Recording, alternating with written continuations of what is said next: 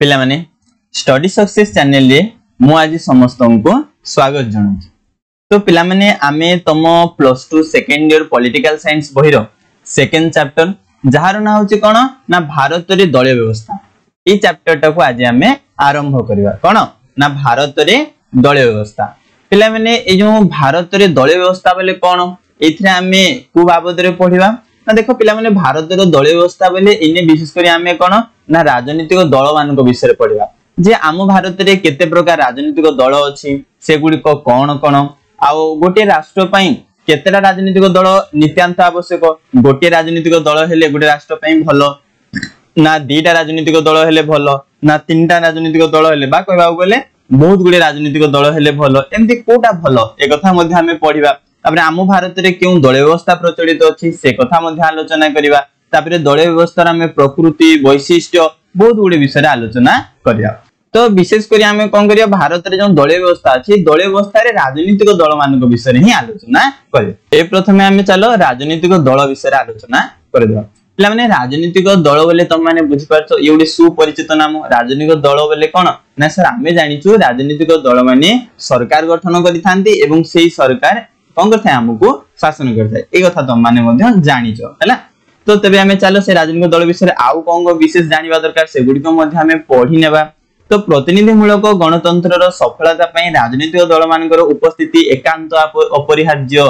देखो प्रतिनिधिमूलक गणतंत्र बोले तुमे फर्स्ट चैप्टर रे पढिथिलो प्रतिनिधिमूलक गणतंत्र कहा कहा जे ना परोक्ष गणतंत्र को कहा जाय। तो परोक्ष गणतंत्र सफल रूपे कार्य करबा को हेले ताको राजनीतिक दल नित्यांत आवश्यक। कारण कोन ना से राजनीतिक दल ही से निर्वाचन रे अंशग्रहण करी सरकार गठन करथे एवं सेही सरकार गणतंत्र शासन व्यवस्था को परिचालित करिथाय। जदि ताहले राजनीतिक दल नाही ताहले गणतंत्र शासन व्यवस्था परिचालित होई परिबो कि ए जो परोक्ष गणतंत्र सफल रूपे कार्य करि परिबो कि करि परिबो नाही। तेनु कहाला जे राजनीतिक दलर नित्यांत आवश्यक को क्षेत्र रे ई प्रतिनिधिमूलक गणतंत्र सफल हेबा क्षेत्र रे बुझेला। तेणु कहाउची एमाने होउचंती गणतंत्र रो जीवन नाटिका को माने नाइ राजनीतिक दल माने होउचंती गणतंत्र जीवन नाटिका। अर्थ होउची राजनीतिक दल बिना कोन ना प्रतिनिधिमूलक गणतंत्र प्रतिष्ठा हेई परिबो नाही।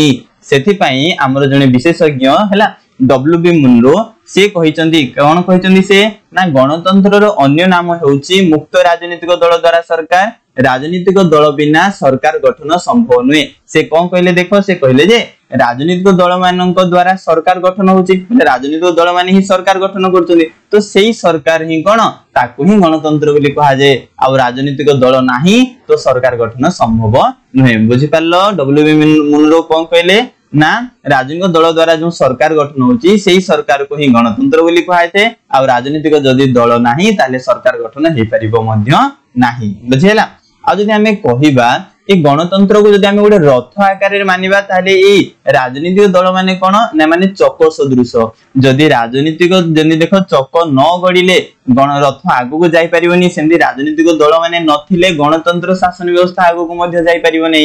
तेनु कहा होची जे राजनीतिक दल पई गणतंत्र व्यवस्था कोन करि थाए ना क्रियाशील होई थाए। राजनीतिक दल माने ही गणतंत्र को आगु बढ़े नै थांदे कार्यकारी करि नै थांदे गणतंत्र शासन व्यवस्था को बुझिया लागनी।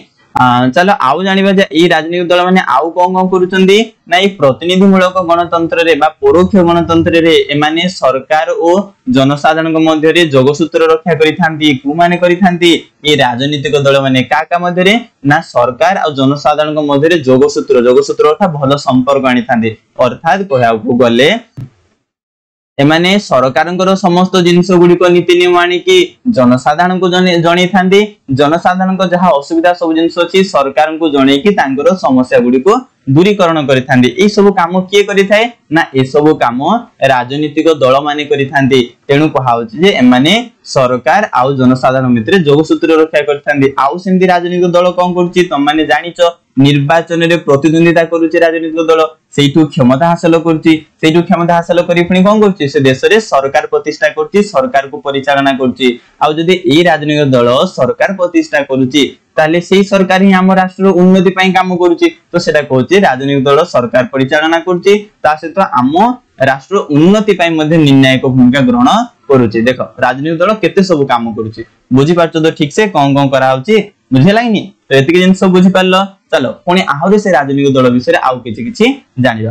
एबे राजनीतिक दलर गोटे संज्ञा बा डेफिनेशन देछि पिला माने तम बहिरे ताकू मध्ये हमें जानिबा जे राजनीतिक दल काहाकू कहाइथे ना एक संगठन बा संगठित नागरिक गोष्ठी जेउ माने कि राजनीतिक दृष्टिकोण रु गोटे राजनीतिक एक रूपे कार्य करंती। देखो पिले कोन कहला राजनीतिक दल काहाकू काजे गोटे संगठन क्यू मानकर संगठन ना नागरिक मानकर संगठन गोटे नागरिक मानकर संगठन बा संगठित होई कि से माने कौन करछंदी ना राजनीतिक दृष्टिकोण रु बोले शासन दृष्टिकोण रु से माने राजनीतिक एकक रूपे काम करछंदी शासन रे एकक रूपे काम करछंदी बोले शासन रे एकक बा राजनीतिक एकक बोली का कहबा ना शासन रे एकक ता कहबा जदी एमाने नाही बा सेटा मूल जिंस एमाने नाही ताले शासन परिचालित हेबो नाही को माने नाही राजनीतिक दल नाही बुझी पारलो जे राजनीतिक दल काहा कहाउची ना एक संगठित नागरिक गोष्ठी जो माने कि राजनीतिक दृष्टिकोण रु गोटे राजनीतिक एक रूपे काम करूछंदी बोले गोटे मुख्य का रूपे अंश रूपे शासन रो काम करूछंदी बुझियला। तो ए डेफिनेशन ता पिले मन रखिबो।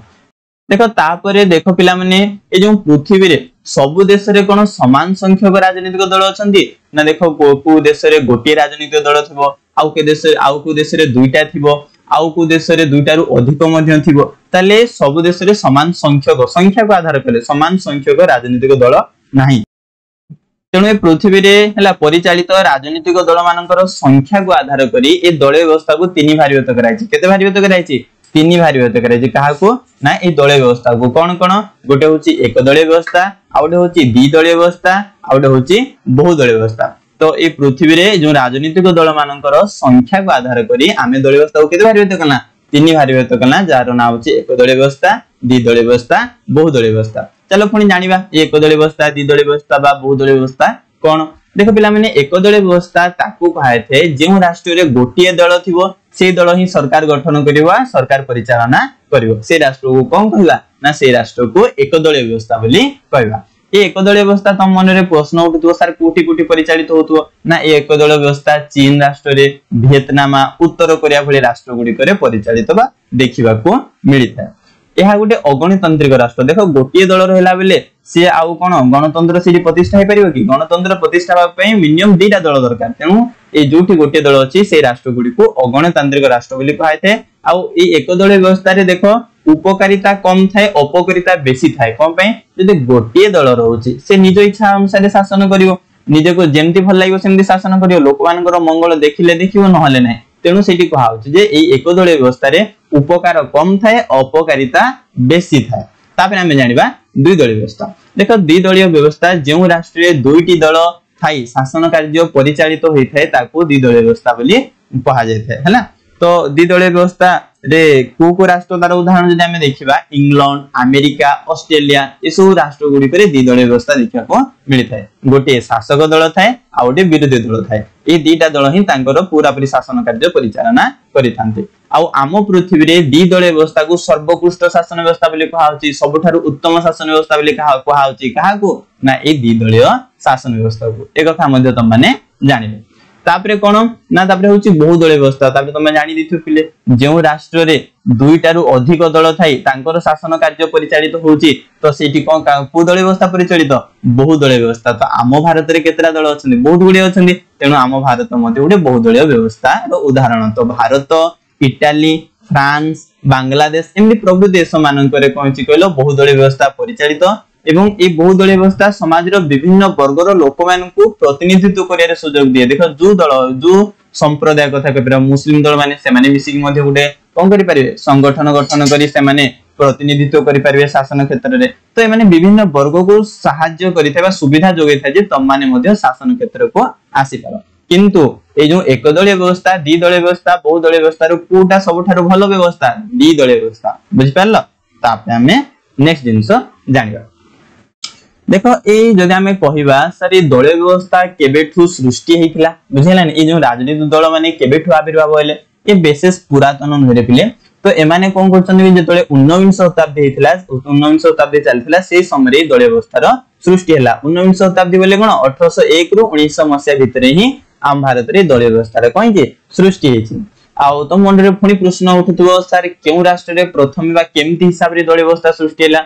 देखो जेउ राष्ट्र कोन लोक मान को मतदान देवार बा वोट देवार अधिकार जेते शीघ्र देला से राष्ट्र रे सेते शीघ्र दलीय व्यवस्था बा राजनीतिक दल मानकर उत्पत्ति हैला बा आविर्भाव हैला बुझियला कोन कहली ना जेउ राष्ट्र निजर लोक मान को मतदान करियार व्यवस्था जेते शीघ्र देला से राष्ट्र रे सेते शीघ्र कहला राजनीतिक दलर उत्पत्ति हैला तो मन रे प्रश्न उठितो जे केउ दल केउ राष्ट्र प्रथमे राजनीतिक दल उत्पन्न करथिला केउ राष्ट्र रे ना अमेरिका रे तो आधुनिक जो आम समय युक्तराष्ट्र अमेरिका सर्वप्रथमे निजर लोक मान को कौन करथिला कहलो राजनीतिक दल ए मतदान करिवार व्यवस्था देथारु सेठारे प्रथमे राजनीतिक दल सृष्टि हेतिला कोठारे युक्तराष्ट्र अमेरिका रे राजनीतिक दल प्रथमे सृष्टि हेतिला जानि पारलो पूरा पूरी बुझी पारलो एतिके देखे एबे हमें देखिबा कोन ना आम भारत रे ए राजनीतिक दलर जन्म केमति हैला देखो पिला माने आम भारत रे मध्ये जो राजनीतिक दल सृष्टि हेछि एटा विशेष पुरातन नहे हला बुझिए लागनी देखो पिला माने भारत सर्वबृहत गणतांत्रिक राष्ट्र पृथ्वी रो सबठारो बड़ हला